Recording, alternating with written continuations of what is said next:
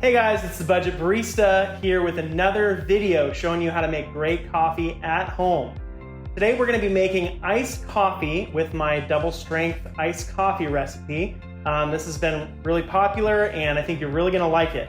To make this great tasting iced coffee, you're going to need coffee creamer of your choice, some syrup if you'd like to add that, a glass or cup with ice, a spoon to stir it up, straw, ground coffee, and a regular coffee brewer. When it comes to the coffee, I like a Latin American bean, but really you can use anything you want for this iced coffee. I bought this coffee pre-ground from the grocery store. It was really inexpensive, but ideally I like to use whole beans and grind them before I brew my coffee.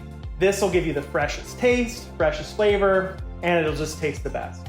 We brew this coffee double strength because we're pouring it over ice, and naturally some of that ice is gonna melt and it's gonna dilute the coffee, so we don't wanna lose its full intensity when it comes to the flavor. I've had some people suggest to me, why don't you brew the coffee normal strength and let it cool and then pour it over the ice so it doesn't melt it.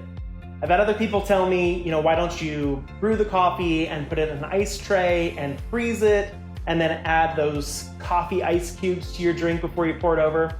And my response is always this: the fresher the coffee, the better it's gonna taste. If I brew coffee and I let it cool and put it in the fridge, it's gonna go stale and it's not gonna taste right, at least to me. So that's why I don't use that method. That's why I do the double strength method when it comes to brewing the coffee. To brew your double strength coffee, you're gonna need twice the amount of ground coffee that you'd normally use when brewing your coffee at home in a regular coffee brewer. In the case of my machine, I use 12 scoops of ground coffee, but it's a simple formula, twice the amount of ground coffee with the regular amount of filtered water. Now that we've got our coffee brewed, we can start putting together this iced coffee. I like to start with a creamer, and the reason I like doing that is I feel like it helps the overall glass stay colder. Like I said, the brewed coffee is going to melt some of this ice, and that's okay. But I feel like if the creamer is ice cold, then it's not gonna melt as much, and that's the most ideal thing. So we've added our creamer to the cup. Now we're just gonna pour this coffee over the ice. And like I said, it's okay if it melts it, not a big deal. And we're gonna go just all the way to the top. I like to have a spoon handy to stir this up, to really get that cream mixed in. To finish this off, I like to add a little bit of caramel sauce, because why not? And then we add our straw and we're good to go. It's a delicious ice cold iced coffee.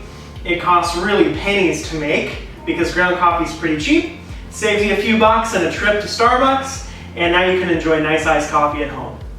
That's it for today's video. I hope you guys enjoyed it. I hope you enjoy making your own iced coffee at home.